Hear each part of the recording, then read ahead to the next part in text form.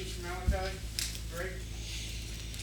Well, Malachi, start with just your years here and coming as a walk-on, and what was that like, and then progressing to scholarship and now fighting for a starting job.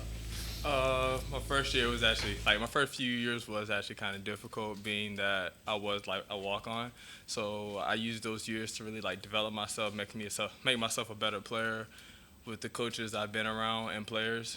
I was a little shy at first, didn't really speak much.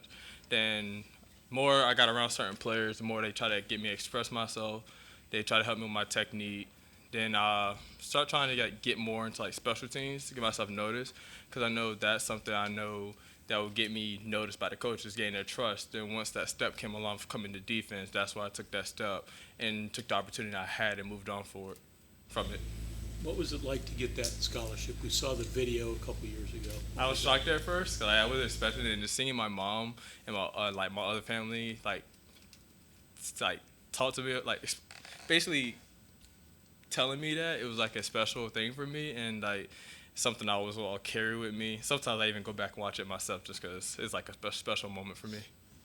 You earned it. You put the time in, right? Mm-hmm. Yeah.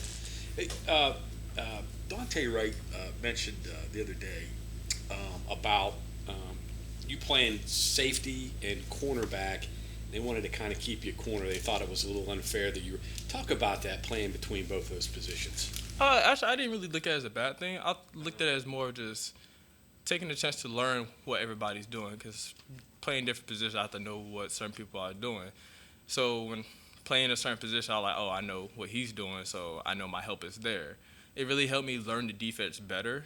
So it made me learn multiple positions. That way I can use it for myself and help teach others that may need that help on what to do. Go through that process. Did they come to you? Who came to you and said, hey, we need you to go play some safety? We're light numbers there. How did that go about? My first time they suggested, they told me to go meet with Coach Wright. So I went to meet with him. He told me I was playing safety, so I had to start learning what it was. And throughout the years, just bouncing back and forth, learning multiple positions, even some I may not have played, but still know just in case. I mean, that's two completely different positions. Mm-hmm. I mean, you're playing corner and safety. I guess you go cat to the other one. That's one thing, but completely different. Yeah, I wouldn't really look, because a lot of them really similar in this way for me. I started using process of elimination, who's doing what. I started using it as a big thing, knowing a lot of pieces. It's really just process of elimination. So when you weren't on scholarship, was it difficult for you to keep motivated, keep thinking that, hey, someday this is going to pay off? Not really. I was always what motivates me was my family. So especially my mom, she's always the one to really push me, regardless of how things hard it is. She always tell me just play through, keep fighting, don't give up. But because she always put that trait in me, don't give up after the first time. It's going to be hard. You can't give up when things get hard, because eventually it's going to pay off for you. And I'm guessing for walk-ons, there's a little bit of a fraternity among you guys that are all working to try to get on the field to play and then earn a scholarship. Do you all talk about that any? Do you all, kind of motivate each other a little bit in that way? Yeah, especially with me being myself exactly. From being a walk-on to a scholarship, some of them even told me I motivated them to keep fighting, because obviously there's some good that's gonna be a good that comes out of it, because your hard work. They even tell us, and I noticed it myself. Hard work doesn't go unnoticed. How'd you get to West Virginia to begin with? How'd the recruitment go? Who else were you talking to at that point in time? About that story, I wasn't recruited out of high school. I didn't have any offers. And so I took a risk. It was just a big risk I took for myself. Okay, I'm going to go to West Virginia. They might not know who I am, so I'm gonna go make a name for myself. Go walk on, come as a student, try out, and see what I can do there. Then the day they brought me in, I just never looked back and just kept moving forward since then. Why West Virginia? You could have picked Penn State or wherever. Why here? I don't know. Something really stood out for me in West Virginia. One player I used to watch all the time, Tavon. I've always known him. Carl Joseph, Rasul Douglas. A lot of them. Kaiser White. A lot of them I never really noticed. So I was like, okay, West Virginia. So I did my research on them. Like, I noticed the traditions, fan base. So I noticed all that stuff. Like, it just attracted me. So I just chose West Virginia over every school. Looking back on it, did you think, wow, what a big leap of faith? I mean, to be able to, you almost had to thread the needle to get to where you are right now. I wouldn't, like, I look back, I kind of, like, look at it and laugh, like, wow, I never knew what I was going to get myself into. Yeah. And then just, like, never really, I was like, it made me pick up a lesson. Just sometimes you just have to take big risks. What now? You got the scholarship. Well, where do you go from here? Keep pushing. Like, I have a dream to go to the NFL. That's always been my dream since I was a kid. And I understand, like, nothing's given. I understood that as a walk-on. So I had to keep fighting, even for the start. Like, I had to keep fighting to get a starting position. Like, competing, like what Coach Brown said, we're competing with my position room, the defense, and against the offense. Because at the end of the day, we're all still teammates. So Malachi, let me get this straight. So some walk-ons are recruited walk-ons. They call them. So you came to try out on that first Saturday when school started in that 6 a.m. or whatever it was? At the time, it was after class. It was the first day. It was the first day of school. I still remember the day, August 25th, 2018. Right after class, with me and my roommate, we went to go try out, and that's really it for that. What's the nerves like there? Because that's sort of a make or break. It's not like you get a ton of reps over the next month. That's your chance. What was that like? I was nervous, like just seeing first of all, it was just like how many people was there. I was just nervous on, okay, what if I don't make it? But I did not really settle myself. I was like, I can't even think like that. I have to think myself of, I'm going to make this team, do something, make myself stand out.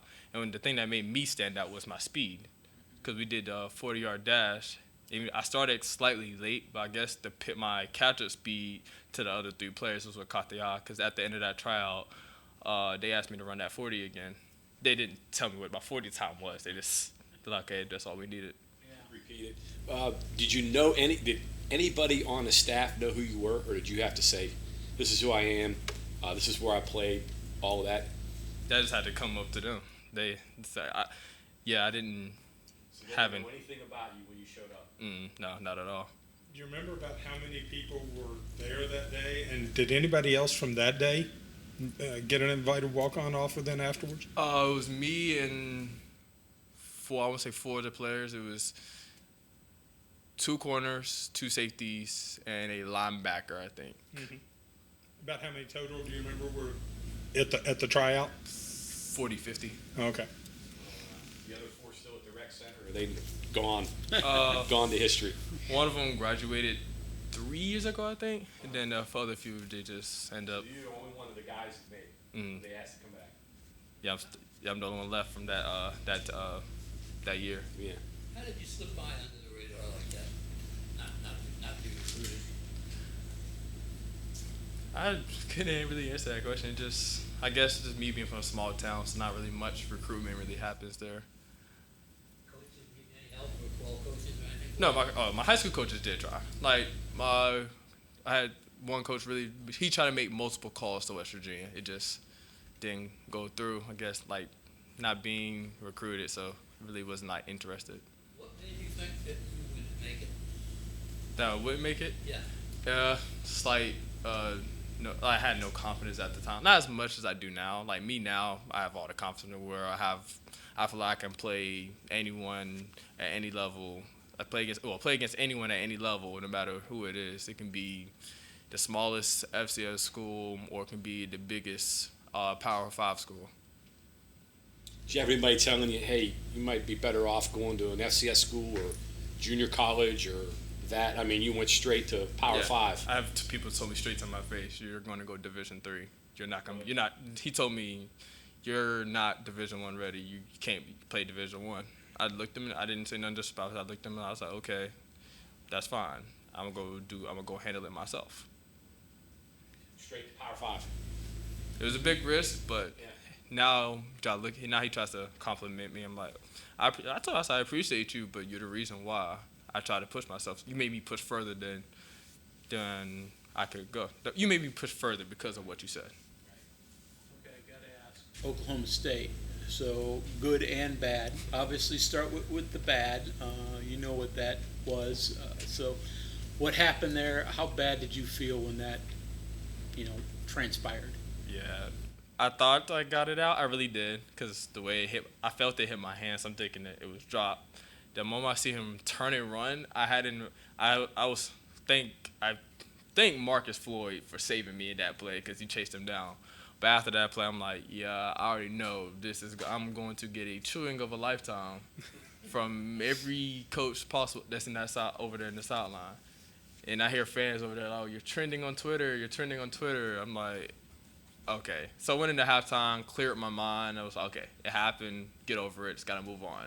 Because my position coach even tells me, play DB. You got to have, my position, Coach Brown, Shadon Brown, he even tells me, you have to have a short-term memory, even through good or bad plays.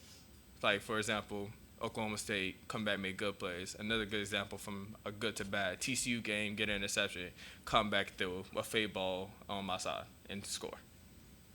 So did you feel vindicated at the end when you made a couple of big plays to help preserve that victory? Yeah, I felt good. I still look back and laugh like I shouldn't have done it in the first place. Next time, I should make sure the ball is out before actually celebrating, not just assume. You did that 20 years ago before Twitter and Instagram. Nobody would have even known, except for maybe the teammates. And the fan base, too. Yeah, maybe some of the fans. How much did you hear from people on that? I heard from my whole You made family. it up? My own family even messaged me. They was like, you're better than that. Why are you doing stuff like that? Were you able to laugh at it that day? Were you able to laugh at it? Yes. I was like, because we won, I was like, all my teammates and me like, yeah, you said you lucky we won because you know that could have been bad. I'm like, yeah, I know, but, we can look at it and laugh. We got the win. Let's just have fun. Who was the one that said you're better than that? My dad. Your dad said that? Yeah, he looked at me straight. He was like, you better than that. He said, great play the last two Yeah. plays you got, but you know better than to celebrate before actually making sure the ball's out.